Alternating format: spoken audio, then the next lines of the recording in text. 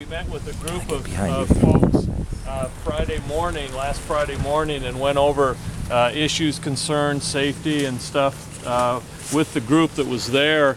You guys have been awesome, and we just want to continue that relationship, and we just wanted to talk about the permit, obviously, and then also just stuff that we want to make sure that you're aware of, and you guys have been really good with that.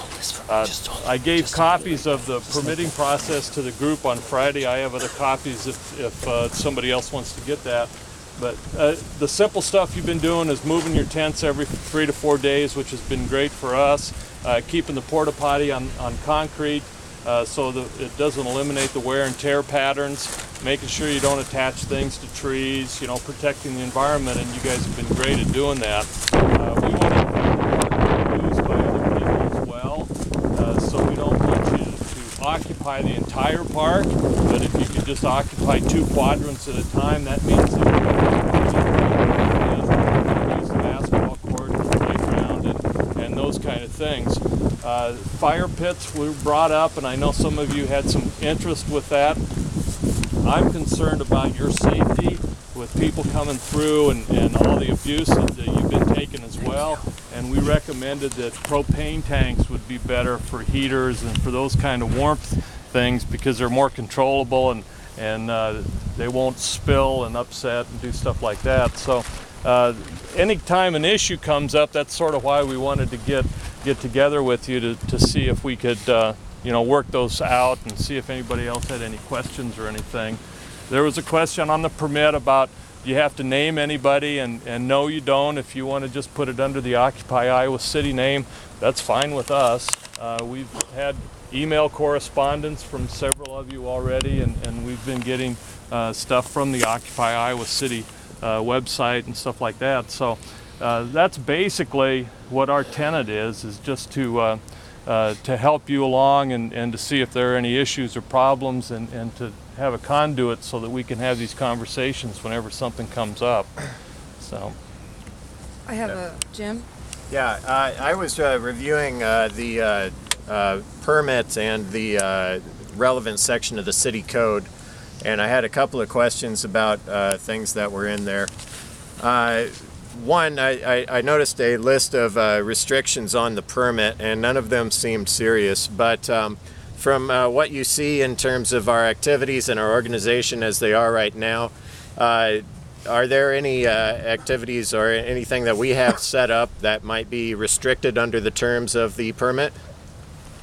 the only thing that I'm concerned of right now is the takeover of the gazebo, if you will.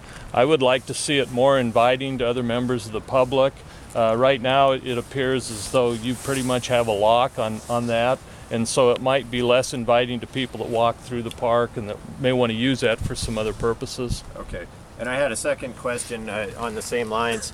There was also mention of liability insurance requirements if there was large equipment or things of that nature being used, and I just wondered if we could get a clearer definition of what kind of equipment or activities might require us to pursue liability insurance. I don't think you have any. Most of that language that's put in is for people that rent parks and bring in bounce houses and other things for bigger parties and stuff like that. So I don't think that would be an issue with anything that you're doing. For example, something like a propane heater would be cool. Yeah, right. Yeah. That's why we suggested that instead of an open pit. Right. I see Lisa. It's my understanding that you want us to get a permit on a monthly basis to be renewed each month, and I am wondering if that's going to continue through the winter, or if this is just you probably will go home when it gets really cold. The process for 30 days for us was basically to keep dialogue open so that we can come back, and at the end of 30 days we can discuss anything that might have come up that we didn't discuss the first time through. So yes, in my estimation, it would continue to go on. It would just give us an opportunity to sit down and say, okay, now that we're heading into a different realm, like for example, when the ground freezes, we don't have to worry about tents moving. You can set up permanent places throughout the winter. So that was basically for information gathering for both of us. And so you're okay with us building something permanent for winter when the ground freezes? That would be okay with me, yes. Awesome. Okay, I see Tom, and then I see Jen. Let me just can I add to that if that's okay. comment? Okay. Yes, you can. All right. We'll get you that. When you're talking about building something, let's be clear though. I mean, if it's some sort of structure that requires building permits, you know, you're going to have to go through that process. You understand that? I mean, it's gotcha.